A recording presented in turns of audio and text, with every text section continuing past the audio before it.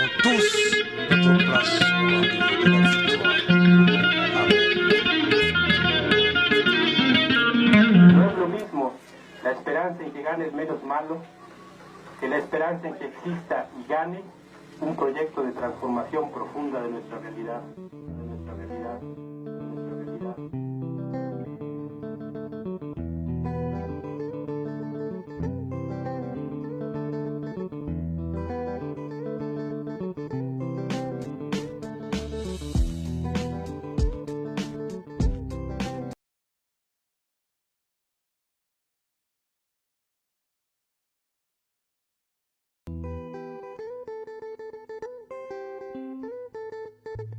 C'est l'émergence d'une conscience mondiale citoyenne, Rouya.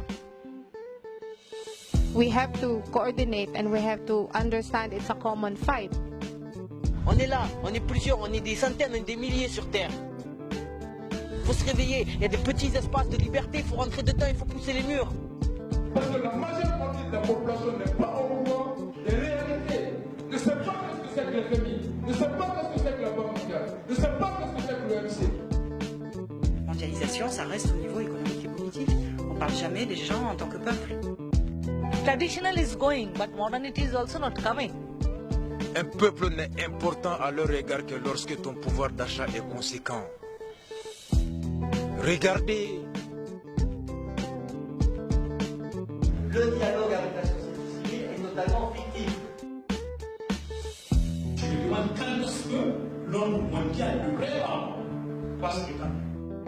Nous, ce qu'on fait, c'est qu'on crie avec sincérité ce qu'on pense et ce qu'on vit. C'est sur fond de rap, mais ça peut être sur fond de toutes les musiques sincères du monde.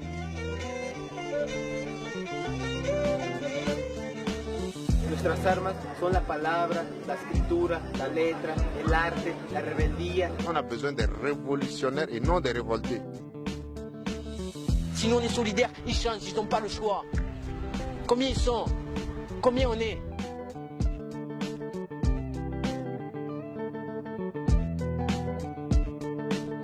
En un mot, c'est l'unité, quoi. Je propose l'unité. No hay verticalidad, sino horizontalidad. Qu'il faut revenir à une vie plus humaine, moins individualiste. É uma forma de também ter esperança que um novo mundo é possível, saber que tu não está sozinho nas lutas sociais. Il faut informer, porter toutes ces informations, les diffuser, pour que chacun sache ce qui se passe.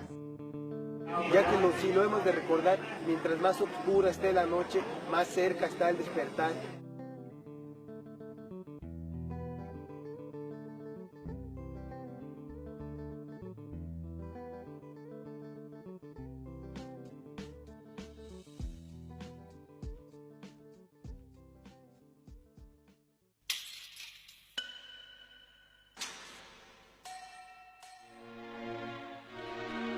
La mondialisation pour nous, elle n'est juste que la préparation des conditions d'assassinat des peuples en réalité.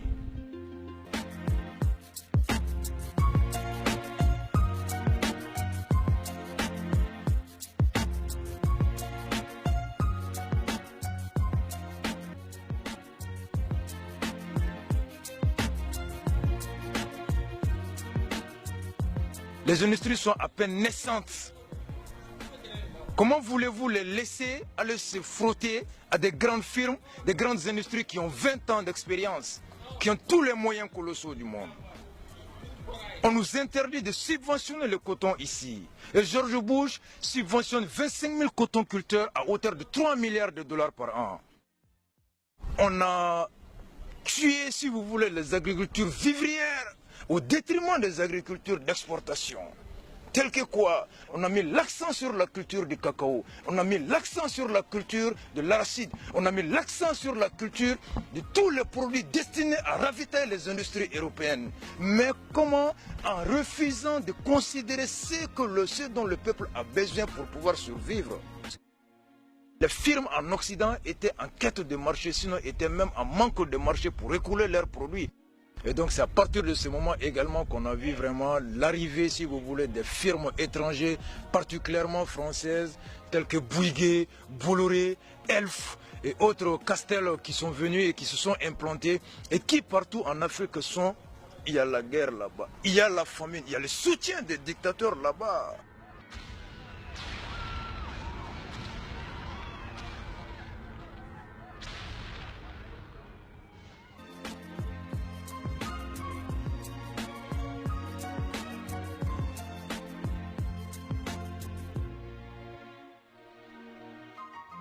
Ils ont bradé l'économie, tous les secteurs publics ont été bradés. Je vous prends le secteur du chemin de fer ici. Qu'est-ce qui a été fait? On a évalué d'abord les patrimoines du chemin de fer malien, qui a été estimé par une étude, par un cabinet d'expertise privé à 113 milliards de francs CFA. Mais le gouvernement malien l'a vendu à 7 milliards de francs CFA. Regardez l'écart. Le patrimoine a été évalué à 113 et on a mis à la porte près de 800 personnes. Un chômage de chefs de famille. Pas la privatisation. Pas la privatisation. Vive le chemin de fer du Mali.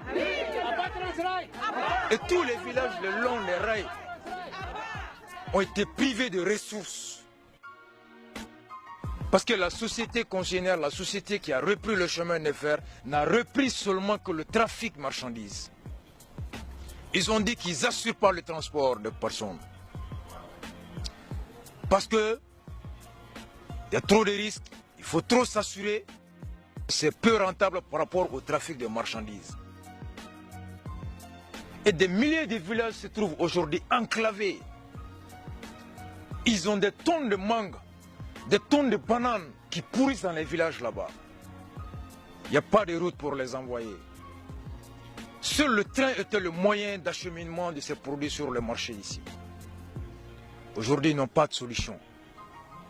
Ils n'ont rien à faire. Mais l'État s'en fout. Parce qu'il y a une pression de la Banque mondiale. Parce qu'il y a une pression de l'FMI. Pour privatiser. Les conséquences sont là. Les capitaux n'ont pas de frontières. Ils ont besoin de mobilité, de mouvements. Et partout où ils vont, ils font des victimes. Et c'est le même type de dégâts qu'ils causent. Dégâts écologiques, dégâts sociaux, économiques, politiques. Parce que par leur puissance, ils arrivent à influencer la politique des nations. Il y a une hégémonie culturelle, psychique, mentale qui accompagne la domination politique, économique. Et il n'y a pas d'arme plus puissante que la maîtrise de l'esprit de l'autrui.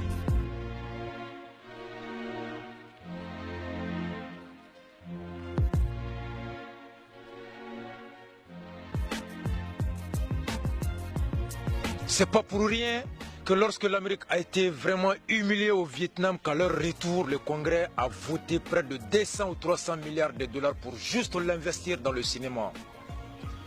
C'est à partir de là-bas qu'ils ont décidé de faire Hollywood la capitale mondiale du cinéma, juste pour produire des films destinés à faire passer l'image de l'Américain invincible à travers le monde. C'est là où on a des films où Rambo seul se bat contre toute une nation. La télévision ne sert qu'à embobiner, qu'à nous envoyer des missiles dans notre subconscient. La jeunesse est très fragile. On n'est porté que vers la starmania, la musique. Tout ce qui conscientise le peuple est relégué à l'arrière-plan. Le peuple est destiné à être un peuple de consommation de produits. Cette forme de mondialisation n'est qu'un moyen de maintenir le peuple dans un état d'exploitation, de consommation, de soumission et d'anéantissement. Et qu'il faudrait une autre alternative.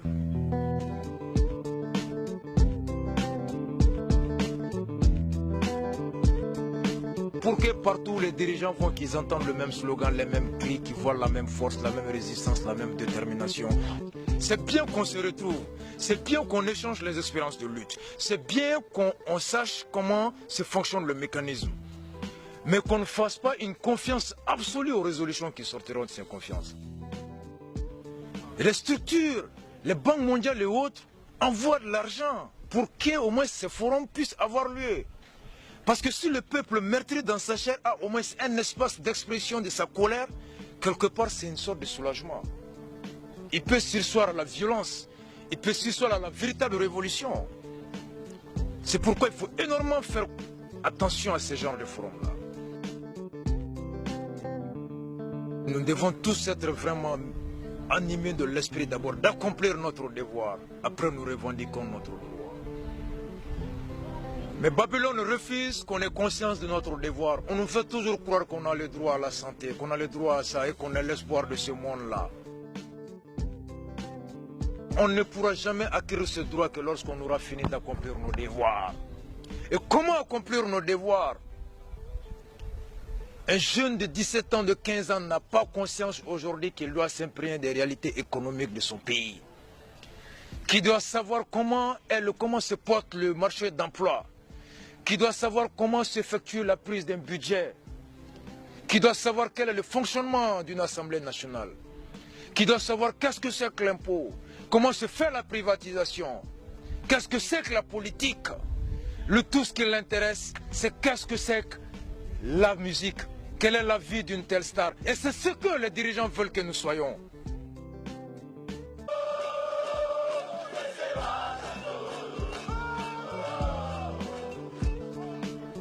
Nous avons besoin d'une révolution.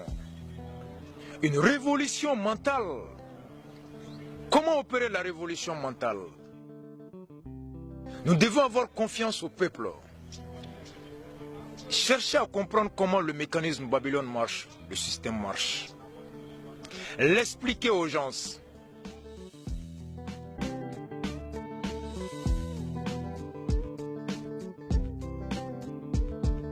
La conscientisation doit être au point que nous devons tous s'auto-éduquer, s'auto-instruire et se renforcer, c'est dire que l'objectif c'est vraiment de résister, de ne pas succomber à la tentation, de ne pas penser qu'à soi seul et de ne pas chercher, tout simplement chercher un petit trou de passage et laisser les frères derrière. Pour moi c'est la seule solution. Qu'on se dit qu'on n'est rien sans les autres. Mahatma Gandhi, qui n'a jamais pris de larmes en refusant d'exécuter les dictats de la Grande-Bretagne, en organisant la grande marche pendant une semaine pour aller cueillir juste un grain de sel dans la mer, est une sorte de désobéissance. Martin Luther King en a fait pareil. La grande marche de Montgomery à Washington, 100 000 et quelques, est une forme de marche de violence morale également. Tous les peuples de cette Afrique, de ce monde entier doivent se battre en réalité pour qu'une véritable politique de justice, d'égalité, de paix puisse vraiment régner sur cette terre. Et que nous soyons vraiment unis afin de débarrasser le monde de ces dinosaures, de ces criminels.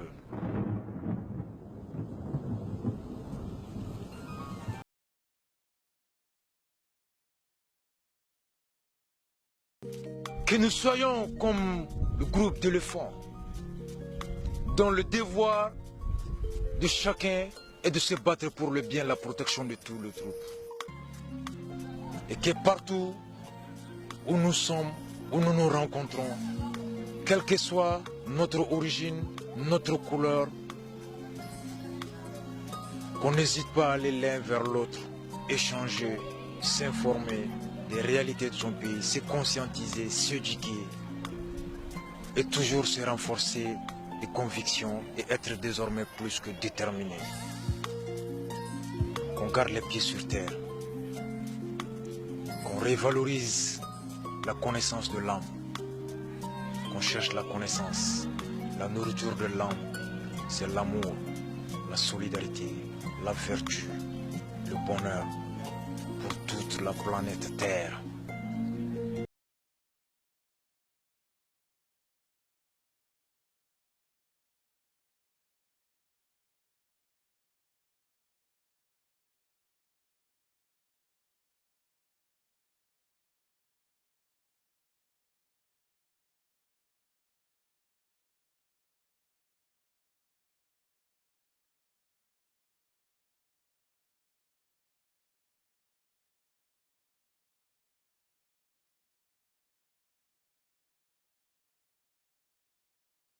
Jeunes du monde, nous avons tous notre place au rendez-vous de la victoire. Amen.